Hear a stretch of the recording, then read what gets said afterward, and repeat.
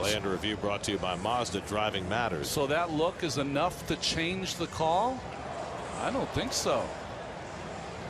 Well, that's a really tough one. So you're talking about the spikes on the bottom of his shoes scraping the top of the bag, whether that happened or not.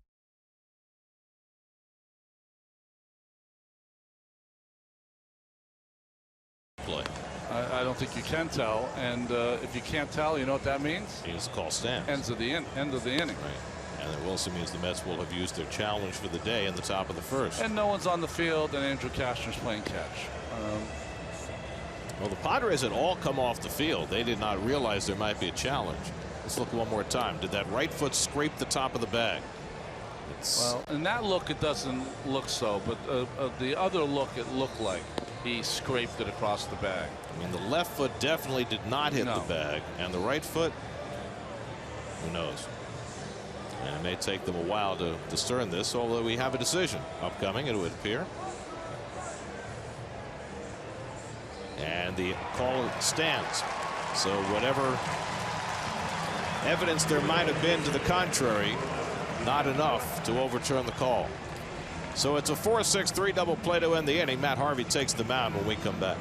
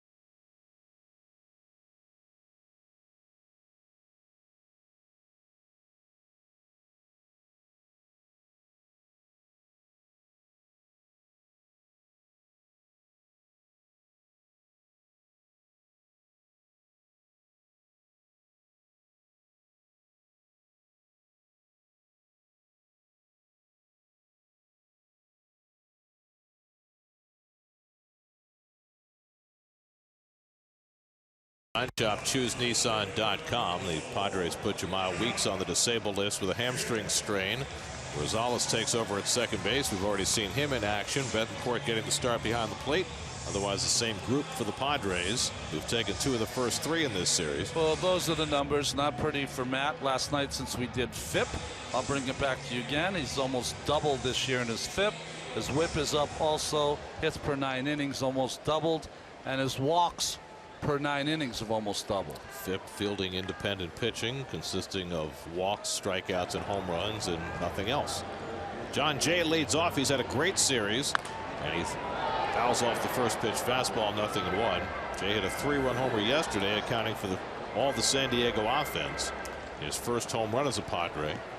5 for 12 in this series with 3 extra base hits.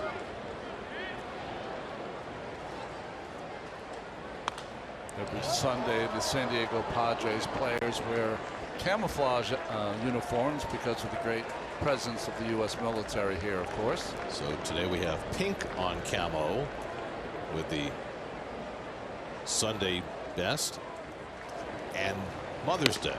Okay, let me ask you a question, okay? I have no problem because I used to change shoes once per start. But, you know, some people can't change shoes just for one day. They have to really wear their men. And all these guys have different shoes on today. Now Harvey at 95 strikes out Jay for the first out. On 3 pitches. Good morning, good afternoon, and good night. This one at 95 with a little zip on it and by him. Defensively behind Harvey this afternoon in the 6-1-9. Brought to you by Tri-Honda dealers Michael Conforto, Cespedes, and Granderson. Be saying that all year. Hopefully, Eric Campbell takes place with David Wright, Cabrera, Flores. Walker's out with a bit of a shin injury due to Plawecki.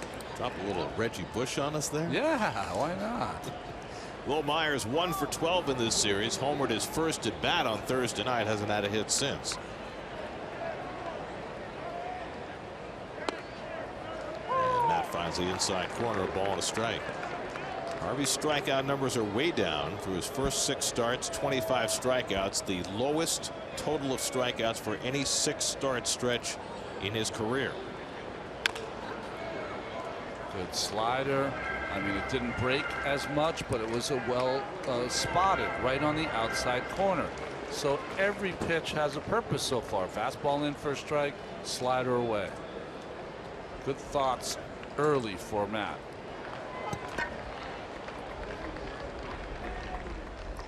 1-2 coming to Myers, and he fouls back the fastball at 96, and that's nice to see from Matt, who in his last start against the Braves averaged 92.8 on his fastball, the lowest this year. You got to be careful away with Myers. He's got good plate coverage. He can hit the ball off the plate, and he's got 18 two-strike hits this year. And he got him with a changeup. Back-to-back strikeouts for Harvey to start the day.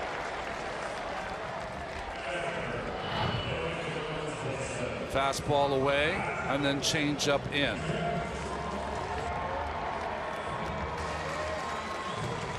So Mr. Harvey not playing checkers today. He's playing chess instead.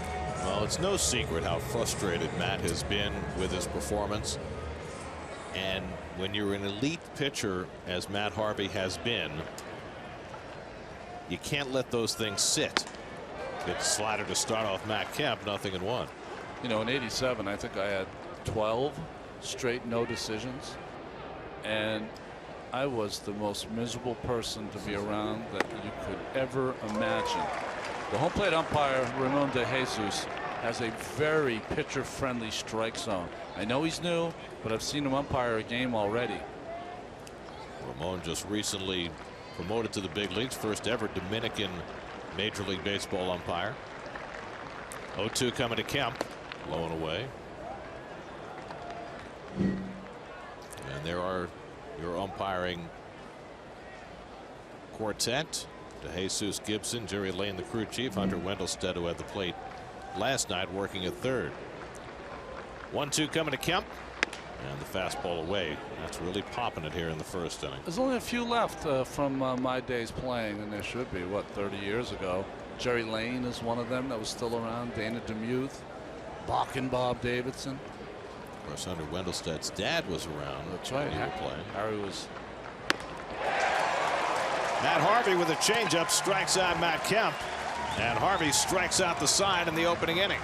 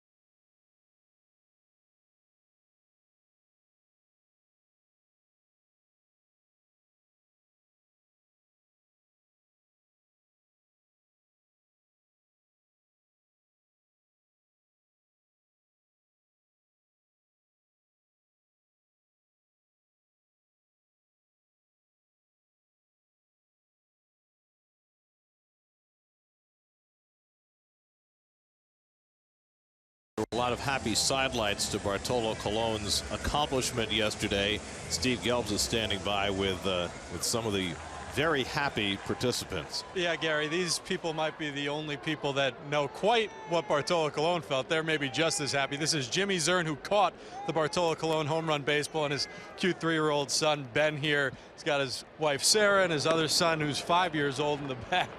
But, Jimmy, as you lose your son right there for a second, take us through that moment when you see the home run coming right at you, and then you also have the realization, wait a second, did Bartolo Colon just hit that ball? Well, where we were sitting under an overhang, and when he hit it, I'm like, God, he hit that pretty well.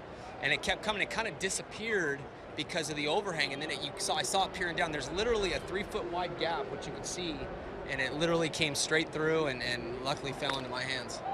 Now, a lot of people, when they catch a home run ball, their first thought isn't let's give it away. And I know the Mets sent someone after you to try and get that ball back for Bartolo, but you had already kind of taken it a step further and went after to the bullpen, correct, to try and give it away? Well, yeah. Well, I had another buddy of mine from where I teach, and he was sitting in the outfield right on the backside of the bullpen, and he was talking with Ricky Bones, like, hey, and he goes, hey, my buddy caught that ball. And when he was saying, he goes, hey, tell him to get that ball. We'll have some stuff. And by the time I got back, they already had come, the clubhouse had already come and got it from my wife. Get out of here. Looks like there's potential for another person to catch a home run ball, but not so. Lucas Duda flying out to center field. But, you know, listen, a lot of people in that position want something back for the ball, but you guys did not ask for anything. I know the Mets did give you some things. You got to meet Bartolo and David yesterday. So what was that experience like? And also, why were you in a position where you said, we don't want anything for this baseball? Well, I grew up a longtime Mets fan, and you know, we're not here. He's the one that accomplished the significance of it. I mean, it belongs with him. So it was awesome for my boys to get the experience to meet, you know, their favorite players. And then obviously, you know, they don't get to come out here too often. So every time they're on the West Coast, we either drive down to San Diego. We're actually going to the Dodger game on Wednesday. And then we'll be going out to the Subway Series, which will be fun. But just awesome to see that, you know, these guys that we only really get to see on TV in person. It's cool. Well, Jimmy, appreciate the time. Congratulations on catching that ball. And guys, what are the odds of that? Southern California, born and raised. His parents are from Buffalo, though, and it's a Mets fan who catches that Bartolo home run ball. Garrett. It's terrific. Jimmy coaches at La Mirada High School locally. Here's Kevin Plawecki with 2 out and nobody on. He takes a curveball for a strike from Cashner. Lost in Bartolo's feet last night the fact that Plawecki had a terrific night, both catching Colon, and he picked up his first 2 extra base hits of the season, a pair of doubles, and was on base when Colon hit the bomb.